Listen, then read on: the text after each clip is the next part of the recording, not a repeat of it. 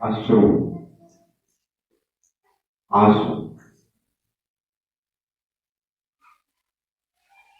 बड़ा ही विचित्र शब्द है। आंसू दुनिया में सबसे ज्यादा संभवित यदि कुछ करता है तो आंसू करता है।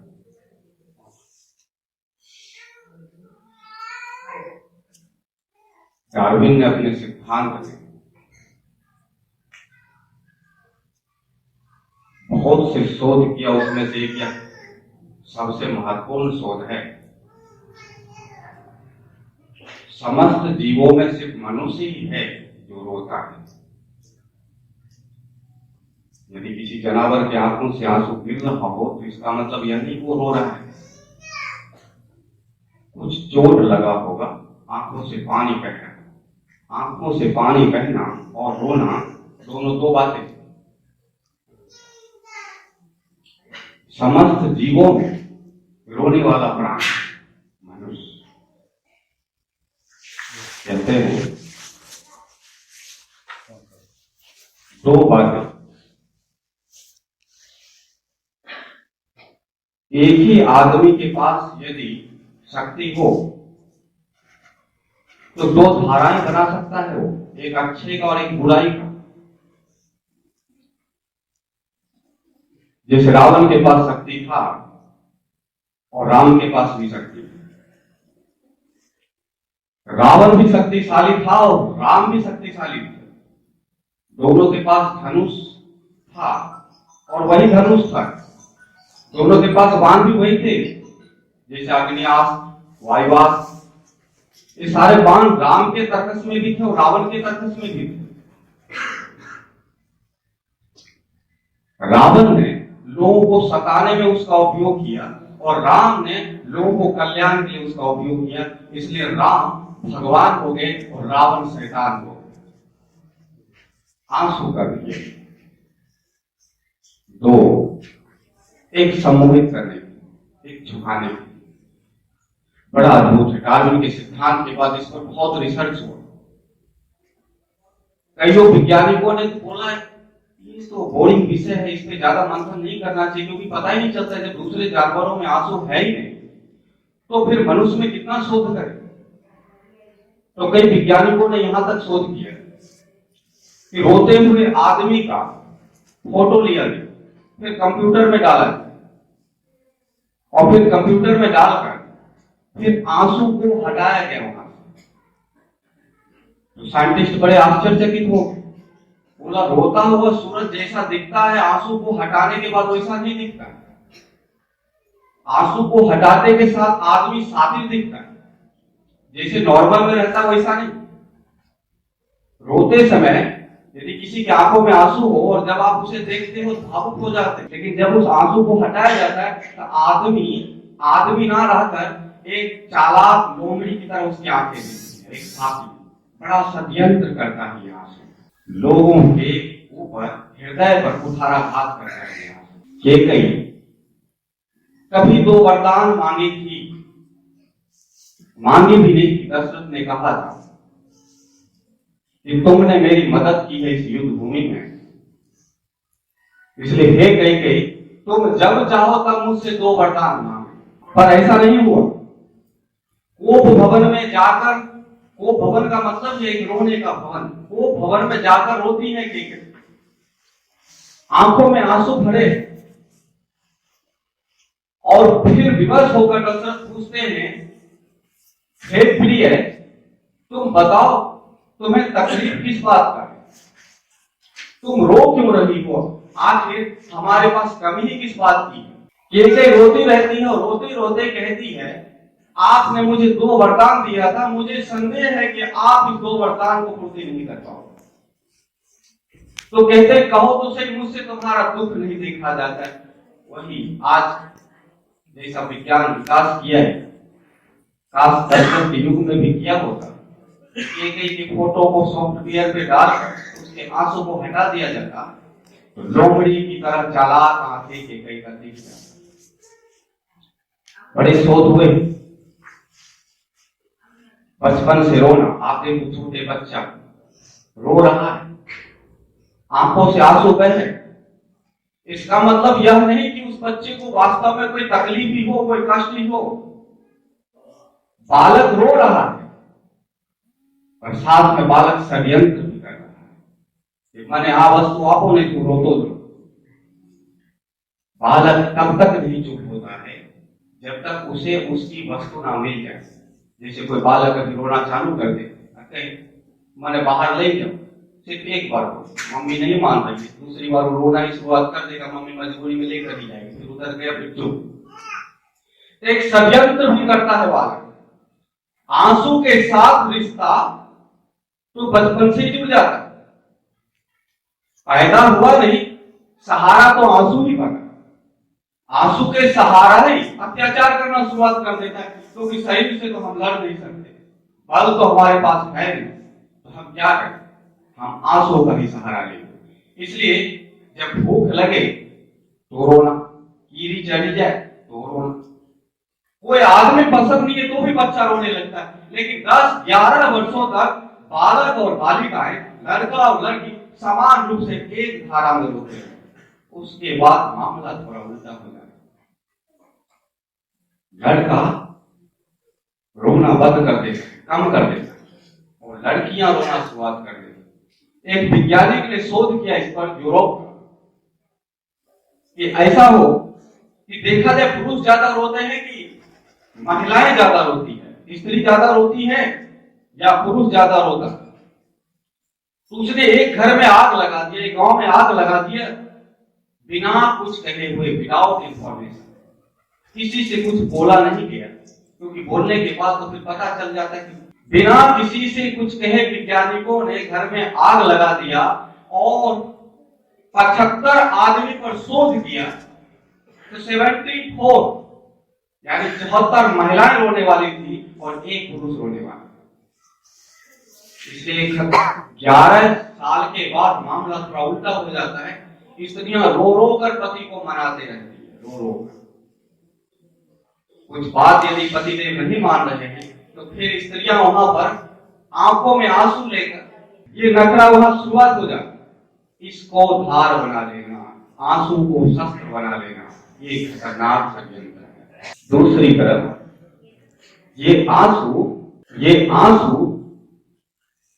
प्रभु के लिए, भगवान के लिए भी रोया गया। सबरी भी रोती थी और केकई भी रो रही थी। सबरी के आंसू कहे जा रहे थे, उसमें कोई षड्यंत्र नहीं था। हे प्रभु, उल्लिखित नहीं, आंखों से आंसू बह रहा। राम शब्द कह देना ही रोम रोम रोमांचित हो जाता। और केकई के सामने राम शब्द कहते ही रोम रोम में आग लग जाता था। करे तो क्या करे, एक ही षड्यंत्र है, आंसू को बहा लेना। फिर दूसरी बात, इन आंसुओं को देखकर ही गुरु के सानिध्य की जरूरत पड़ गई। यदि वास्तव में संसार में सुख शांति है नहीं, तो फिर धर्म और गुरुओं की जरूरत ही क्या है? फिर गुरु क्यों किसी को उपदेश करे? फिर गुरु क्यों किसी से करे? यह बात तो तभी साबित हो गई, सारी व्यवस्था तो आप लोगों का सुख सुविधा के लिए ही था। फिर ये दुख, बेटा तकलीफ दे रहा है, पति कष्ट दे रहा है, समाज कष्ट दे रहा है, थाना पुलिस प्रशासन कष्ट दे रहा है। ऐसा लग रहा है हमने सुख की छावनी बनाया पर दुख का बरसात होने लगा, बहे जा रहे हैं आंसू। क्या किया? फिर संत जन तसल्ली देते, शांत हो जाओ, प्रभु है, भगवान है, उन पे भरोसा रखो। चुप करने का एक जरिया, चुप। आंसू तो बह ही रहे, आंसू तो चल ही रहा है। फिर और भी समाज को अपनी तरफ मिलाने का, मेरी बात यदि कोई नहीं मानता है तो फिर उनको अपनी तरफ कैसे आकर्षित किया जाए, वो व्यक्ति हमारी बात को कैसे माने। आंसू सरल तरीका है, रो लेना। किसी के सामने हाथ, पब्लिक एक तरफ से उसकी तरफ हो जाता है, क्योंकि जिधर देखा आंसू उधर दिल बह जाएगा। और भी कई शोध कहा आदमी रोता किस तरीके से? म्यूजिक। इसलिए म्यूजिक का एक सैड सॉन्ग, दुख भरी गीत कोई सुना दिया जाए तो आप देखोगे आप में से कई लोग अभी रोना शुरुआत कर दो, जबकि रोने की किसी की कोई इच्छा नहीं, और अभी दुख भरी गीत चालू कर दिया जाए, आंखों में आंसू आ जाए। इसलिए जब पिक्चर देखने के लिए जाते हो, तो जब दुख भरी गीतें हो या दुख का कोई सीन हो, तो आप तो ये तय करके नहीं गए ना कि मैं पिक्चर देखने के लिए जा रहा हूं या जा रही, पर रोते हुआ संगीत को सुना रोने का एक संगीत के द्वारा ज्यादा देखा गया, ज्यादा शोध किया गया। शब्द से कम, चित्रों से कम, चित्रों से कम, संगीत से कम। और फिर एक बात है, फिर एक कथाकारों ने बड़ा रास्ता निकाला। कथाकारों ने दुख भरी गीत को भजन का नाम देकर परोसा जाने लगा आप लोगों के बीच में, और आप रो रही हो दुख भरी गीत को सुनकर, आप रो रहे हो दुख भरी गीतों को सुनकर, और नाम दे रहे हो आप भक्ति में रस, आ तो राधा राधा का रस है, आ तो किशन कन्हैया रस से रो नहीं, वो रोना अलग है। वो तो मीरा रोती थी, आप नहीं। वो तो सबरी रोती थी, जलाराम रोते थे, नरसिंह मेहता रोते थे, आप लोग नहीं। आप दुख भरी गीत को सुनकर रोते। कहते हैं सारे सोच के बाद जब आगे गए तब पता चला शायद इसलिए मनुष्य का जन्म हुआ है, इसमें कुछ यदि विशेषता है तो आंसू का एक विशेषता दूसरे जीवों से देखने में जरूर मिलता है। दूसरे जीवों से इसकी विशेषता देखने को मिलता है, इसलिए ऐसा लगता है शायद भक्ति का पास, पर यहाँ भी षड्यंत्र। और सबसे बड़ा षड्यंत्र तब होता है कि जब आप अपने बच्चे की हिफाजत के लिए, बच्चे की सुरक्षा के लिए, अपने प्रियजन के हित के लिए किसी मंदिर के दरवाजे पर चढ़कर, घंटी को बजाकर और महादेव से या किसी भगवान से जब कहते हो हे प्रभु माने हारो करो, मारो परिवार में सरस रखो, यहां तक तो ठीक है। लेकिन जब उसी परिवार पर मुसीबत आ जाए तो फिर क्या भगवान से शिकायत करोगे? फिर उस भगवान से क्या कहोगे कि मेरे परिवार की रक्षा आप करो? फिर दूसरी तरफ यदि कहीं ऐसा हो जाए कि आपको ही अपने परिवार के साथ अत्याचार करना पड़े, और उस परिवार के साथ जो आपको अति प्रिय हो, बहुत अच्छा लगता हो, जिसमें ज्यादा स्नेह हो, उसके ऊपर आपको अत्याचार करना पड़े, तो फिर मामला थोड़ा और अटपटा हो जाता है। फिर आप भगवान से क्या कहोगे?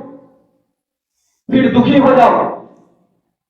इसलिए कहा गया जिन परिवार के लिए, जिन कुटुंब कबीलाओं के लिए सारे संसार पर अत्याचार किया जाता है,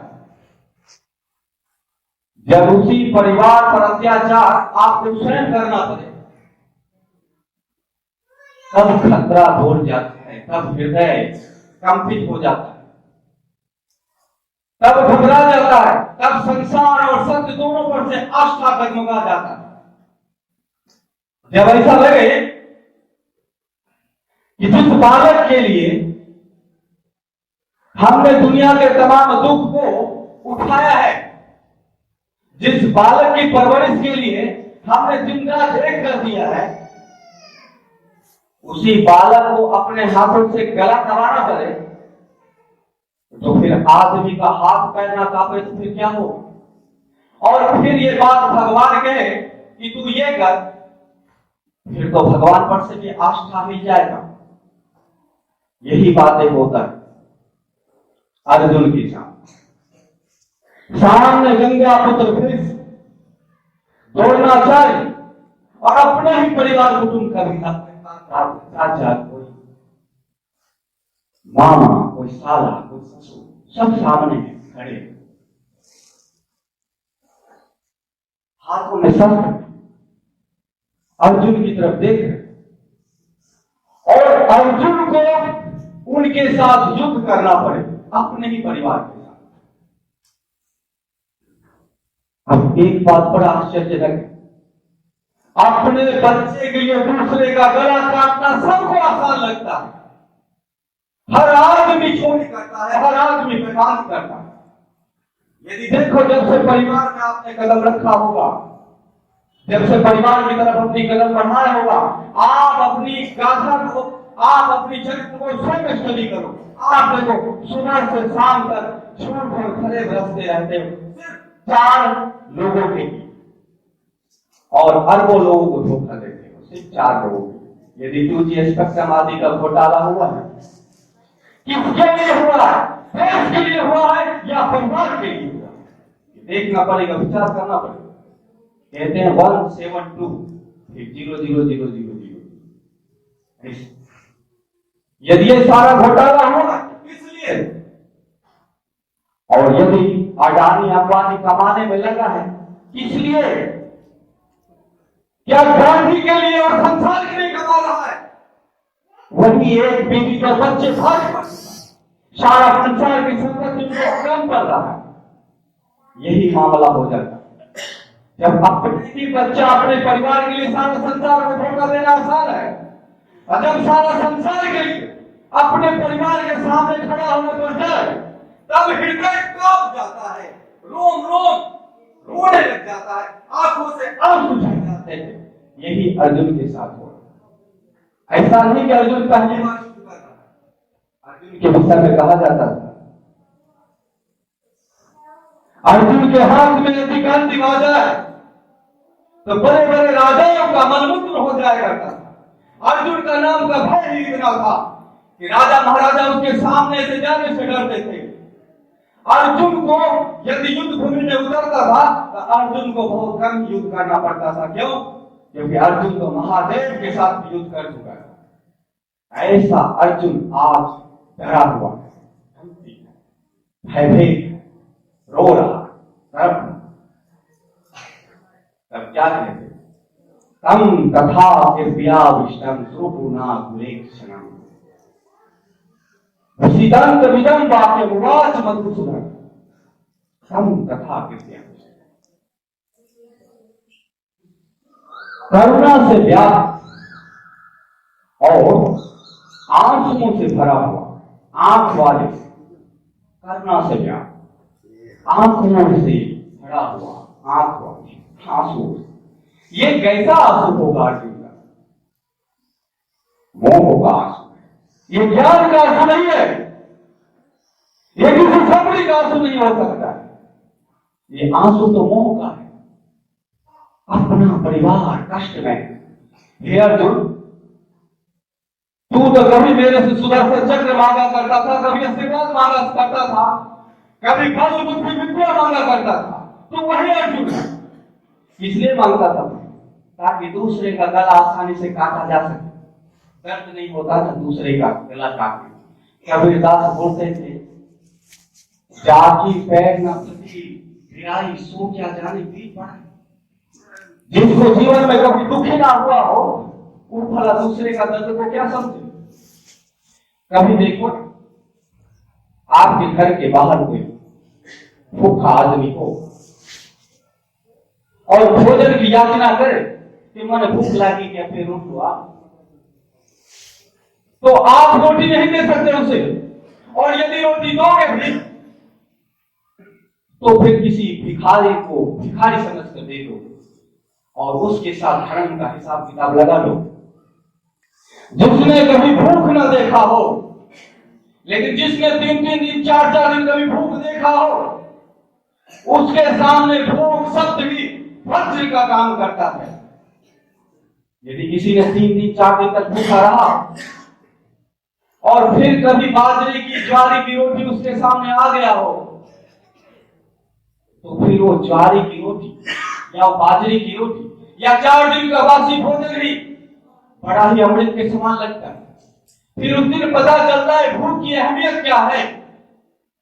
फिर उस दिन पता चलता है कि सारे बीमारी तो कुछ होता ही नहीं है, मेन बीमारी तो ये भूख ही है। हे प्रभु, सबको सब कुछ दे देना पर भूखा किसी को ना रखना। इसलिए कहावत बन गई, परमात्मा भूखा जगाता जरूर है पर भूखा सुलाता नहीं। पर किसी किसी को अच्छा अनुभव के लिए, किसी किसी को अच्छा अनुभव के लिए 3-3 दिन 4-4 दिन भूखा रखा जाता, तब पता चलता है भूख क्या है। भूख से व्याकुल थे, कभी घास को मोचता, कभी बाजरी गिरा हुआ पंखी की तरह दाना चुगता, मुख में डालेगा, एक गिलास पानी पिएगा। ऐसा आदमी यदि 7 दरवाजे के अंदर बंद हो और उसके द्वार पर जाकर कोई भूखा आदमी भिक्षा की याचना करे, कोई है इस घर में, मुझे भूख लगा है, दौड़ कर आएगा, वो दौड़ता हुआ आएगा। कैसा दौड़ता हुआ आएगा? जैसे कृष्ण को पता चला कि सुदामा आ गया है, कृष्ण दौड़ पड़े, ठीक वैसा ही दौड़ पड़े जिसने भूख की अनुभूति की, जिसने प्यास की अनुभूति की हो। यदि किसी ने उससे एक गिलास पानी मांग ले, वो इंतजार नहीं करेगा कि देने आले की देने आले, वो उठेगा, माटले के पास दौड़ लगा देगा, दौड़ता हुआ आएगा, बोलेगा वाता तो पाछड़ था, पहले तो मैं पानी पी लूं। हाँ, जिसने अनुभव की। इसलिए कबीर बोलते थे, जाके पैर न फटी पिराई, सो क्या जाने पीर बढ़ाई। जिसको कभी दर्द भी ना हो, क्या दूसरे का दर्द को जाने। इसलिए भगवान से तो मांग लेते हैं तुम्हारा परिवार में सुख शांति रहा। लेकिन इसकी दूसरी बात, फिर क्या सारा संसार को अशांति रखा जाए? कहते हैं चंद्रशेखर आजाद काकोड़ी रेलवे कांड में कुछ मित्रों के साथ रेल में डाका डाला, धन संपत्ति हाथ लगा, सोना चांदी भी हाथ लगा। काकोड़ी कांड, उनके माता पिता को पता चला, बड़े गरीब थे उनके माता पिता, बड़े दरिद्र थे, बड़ी मुश्किल से 2 टाइम का भोजन मिलता था। पता चला कि मेरा बेटा काकोड़ी रेलवे कांड में डाका डाला, बहुत से सोना चांदी हाथ लगा। उनके पिताजी ने एक लेटर लिखा, बोला बेटा आपको तो पता है अपने घर की स्थिति परिस्थिति कैसी है, बड़े मुश्किल से 2 टाइम का भोजन नहीं मिल पाता, तेरी मां भी बहुत दुखी रहती है, तो कुछ धन भेज देता तो बड़ा अच्छा रहता। चंद्रशेखर आजाद कहता है, अभी मेरे बंदूक में 2 गोली है, माताश्री और पिताश्री के चरणों में वंदन करके मैं आज्ञा चाहूंगा, यदि आप आज्ञा दो ये गोली आप दोनों के काम आ जाए। एक गोली माता को मार दो, एक गोली पिता को मार दो। एक तरफ चंद्रशेखर आजाद और एक तरफ अर्जुन। इनमें अर्जुन के सामने ना कोई मां है ना कोई पिता है, क्योंकि माता तो वहां कुंती राजभवन में और पिता तो जय गुरु महाराज बहुत पहले हो चुका है। अब जो है थोड़े थोड़े दूर के रिश्तेदार भी हैं, थोड़े थोड़े दूर के रिश्तेदार, काका चाचा सारा ससुर रिश्तेदार उस तरफ भी है और इस तरफ भी है। मारना है इतना नजदीक नहीं है जितना नजदीक चंद्रशेखर आजाद के हैं। दक्षिण अफ्रीका में गांधी जी बैठे थे, विराजमान थे, और उनके पास मेहमान आने लगे। कस्तूरबा से बार बार गांधी जी कहते चाय बना भी ले जाओ, चाय बना भी ले जाओ। घंटा लगे, कस्तूरबा गांधी सच गई और एक बार गांधी से कहते थे, देखो मैं तुम्हारा कोई नौकरानी नहीं लग रही, आपके चाहने वाले आते हैं और आप चाय पिला पिला के सब खान पत्ती सब आप सत्यानाश कर रहे हो, ये काम ठीक नहीं है। आखिर इस घर में मेरा भी अधिकार बनता है, इसलिए आप अपने मेहमान को घर के बाहर रखो, यहां से सब काम नहीं चलेगा। गांधी जी बड़े मुस्कुराए और मुस्कुराने के बाद कस्तूरबा गांधी के हाथ को पकड़ते हैं, दरवाजे के बाहर लाते हैं, दरवाजा बंद कर देते हैं। कहते हैं मैं तो अब यही करूंगा, यदि तुझे साथ देना है दे, रहना है रह, नहीं तो जय गुरु को जा सकती है यहां से। कस्तूरबा गांधी 4-5 घंटे तक रोती रही, माफी मांगी, बोली ठीक चीजें तुम्हें करो। तब कस्तूरबा गांधी को साथ रखी, उसके बाद कोई जवाब नहीं दिया। पत्नी थी कस्तूरबा गांधी, पत्नी। अर्जुन का तो सामने में पत्नी भी नहीं। तब भी देखो तो सही, लाखों लोगों का हत्या करने वाला, ये पृथ्वी को रक्त रंजित करने वाला अर्जुन के आंखों में आंसू, ये मौन का ही हो सकता, ये वीरता का भी नहीं हो सकता, क्योंकि वीर पुरुष के आंखों में कभी आंसू आ ही नहीं सकते। इसलिए कहते तम तथा विष्णु सुपूर्णा पुलेक्षणम विसिदंत विदंत वाक्य मुवाच मधुसूदन करुणा से व्याप्त, आंसुओं से भरा हुआ बड़ा ही षड्यंत्र। क्यों? क्योंकि उस युग में और पूरे महाभारत के 11 छोड़ियों सेना उस तरफ कौरव की तरफ और 7 छोटी सेना इस तरफ पांडव की तरफ। इसमें से एक विवेकवान, ज्ञानवान, बुद्धिमान, वीरवान, धर्मवीर और आत्मज्ञान महापुरुष, सत्पुरुष, सतगुरु कृष्ण सामने खड़े। कहते कहते अर्जुन को लग रहा शायद मेरे आंखों में आंसू हो और कृष्ण पिघल जाए। गुरु कभी नहीं पिघलते हैं आंसुओं को देखकर, क्योंकि गुरु का पहला कदम ही आंसुओं को देखकर ही होता है। आखिर कोई क्यों संन्यास लेता है? आखिर संसार का त्याग भी कोई क्यों करता? बुद्ध के सामने एक घटना हुआ। भगवान बुद्ध एक गांव में गए भिक्षा मांगने को। उस गांव में एक माता जी का एक 12 साल का बालक शरीर को छोड़ दिया, संसार को छोड़ दिया, शुद्ध भाषा में मर गए। पता चला उस माता जी को कि मेरा तो पति भी नहीं है, कोई चाहने वाले भी नहीं है, कोई रिश्तेदार भी नहीं। एक ही बेटा था 12 साल, वो तो अब क्या किया? भगवान बुद्ध उस गांव में आए थे भिक्षा मांगने के लिए। बुद्ध को देखते ही माता जी दौड़ पड़ी पुत्र के मुंह में, पुत्र के लिए, और ताना मारते हुए कहती, मैं तुझे भगवान तब मानूंगी जब तुम मेरे बेटे को जिंदा कर दो। ये भी षड्यंत्र है। यानी जिंदा करो तो भगवान मान लो, यदि जिंदा कर दिया भगवान मान दिया तो फिर लाभ क्या? दूसरी तरफ ये भी पूछा जाए, यदि कोई कह दे, और यदि कोई कहे कि मैं भगवान को नहीं मानती हूं या नहीं मानता हूं, तो फिर भगवान का नुकसान क्या? तुम मानना मान, मैं तो हूं ही सब। और यदि कहे तुम ही सब कुछ हो तो भी क्या फर्क पड़ता है? लेकिन फिर भी ये आंसुओं का षड्यंत्र कुछ ऐसा है, बड़े जोर के गाना मारा जाता है, यदि आप भगवान हो तो मेरे बच्चे को जिंदा कर दो तो मैं मान लूं। आप भगवान हो।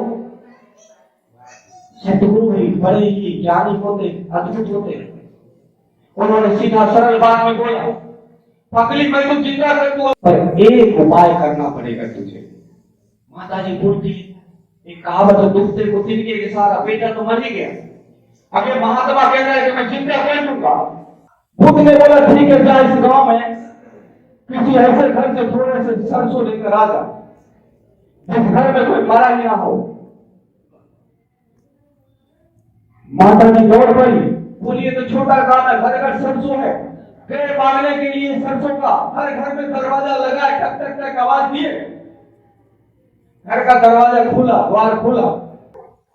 माता जी को ख्याल आता है, रुको रुको, इस घर में कोई मरा तो नहीं है ना? तो बोलते हाँ गए बड़े तुम्हारे पापा बोले नहीं, फिर इस घर का सरसों नहीं है। इसी तरीके से माता जी दो टूटो, घर से घर जाने लगी। और ऐसा कौन सा घर है जिस घर में कोई मरा ना हो? ऐसा कौन सा परिवार है जिस परिवार से लाशें ना निकला हो? ऐसा कौन सा आदमी है जिसने कभी राम नाम सत्य है ऐसा ना कहा हो? सबके कंधे पर लाशें तो आई ही, रोता हुआ शमशान तक तो यात्रा किया ही, सबने छुट्टियां तो तोड़ा ही है लाशों में। फिर सरसों मिले कहां से? रोते हुए आई माता जी और बुद्ध के सामने हाथ जोड़कर बोलती, मना नहीं पड़ी, जब आए हैं तो जाएंगे ही, जिसका जन्म हुआ है उसका मृत्यु तो है ही। मेरा बेटा भी जन्म लिया और मेरा बेटा भी मरा, ऐसा कोई घर ही नहीं जिस घर से लाश ना निकला हो। फिर कुछ मैं तुझसे अनजाने में क्या मांग रही थी, मुझे तो ज्ञान ही चाहिए था, लेकिन वो अश्रु, अब वो अश्रु बदल गए थे क्योंकि वीरता आ चुका है। इसलिए किसी सन्यासी को रोते हुए ना देखा जाता है ना सुना जाता है, क्योंकि पहला कदम ये आंसुओं पे रखकर चलता है, मोह की दलदल मैं बार बार कहता हूं। जब तक आदमी संसार में रहता है, परिवार के लोग समर्थन करते रहते हैं, पत्नी बीवी बालक सब समर्थन करते हैं, उसके हित की सोचते, हितैषी होते हैं उसके, और पूरा गांव समाज उसका विरोधी होता है। पूरा गांव समाज सोचेगा ये आदमी आगे बढ़ रहा है, इसको किस तरीके से नीचे गिराया जाए, ये आगे क्यों बढ़ रहा है, ये क्यों डॉक्टर बना, ये क्यों कलेक्टर बना, ये क्यों विद्वान बना, इसको किसी भी तरीके से नीचे गिरा दिया जाए, नष्ट कर दिया जाए। ये परिवार को छोड़कर दूसरा सब सोचता है, पर परिवार वाला ऐसा नहीं सोचता है। परिवार वाला शुभ चिंतक होता है। परिवार वाले मंदिर मंदिर फकीर फकीर सब सब बड़ी बड़ी बुजुर्ग भगवान सबसे दुआएं मन्नतें मांगता है। जब तक आदमी संसार में रहता है तब तक उसका परिवार वाले तो बड़ा प्रेमी होता है और संसार के लोग दुश्मन होते हैं। परंतु जैसे ही संन्यास के लिए कदम बढ़ाता है तो संसार से वो समर्थन मिलता है, सारा संसार बोलेगा हारो हारो। और ऐसा हुआ भी कई बार। एक बेटा था, उसने बोला ठीक है माता पिता जे तुम्हें आज्ञा करो हमकी रीति करो। घर के बाहर कुटिया बना दिया गया, बेटा ध्यान में लगा रहता था। 1 दिन 2 दिन 3 दिन 4 5वें दिन माँ बाप आके अरे कर्म करो आप ही कच्छो नहीं, हमारे यहाँ देखो खेतर में कोई तुम्हारा सामने है। अब खेत में कौन जाएगा, दुकान पे कौन जाएगा, व्यापार कौन करेगा? कौन ऐसा परिवार के लोग है कि उसके परिवार में से कोई सदस्य भक्ति करने लग जाए और परिवार के लोग समर्थन करे? क्योंकि चमड़े का सब होता है, इससे कबाबाहित हो जाता है, लंगड़ा हो जाता है, लूला हो जाए, कोई विकलांग हो जाए, पैरालिसिस हो जाए, कैंसर हो जाए, परिवार का मोह भंग होने लग जाता है। परिवार के लोग तभी तक उसके साथ है जब तक उसके नगरों में जोश और जुनून है, जब तक वो अच्छा अच्छा विचार करके धन संग्रह का उपाय लगाता है, जब तक वो मकान पे मकान बनाता जाता है, परिवार का समर्थन सतत कायम रहता है। जैसे उसकी अवस्था गिरने लगता है, परिवार में बीमार हुआ आदमी की तरफ साइड में लग जाता है। सन्यासी जब इस सबको देख चुका रहता है, वो जब कदम बढ़ाता है फिर उसके आंखों में कभी आंसू नहीं आते। ऐसा सन्यासी जब जंगल जंगल वन वन भटकता है, कभी चार दिन में भोजन मिलता है, कभी प्रकृति का प्रकोप होता है, कभी बाढ़ भूकंप भी आता है, कभी बरसात भी सत्ता रहता है, उसके आंखों में आंसू नहीं आता, आंसू तो कारण में आता है।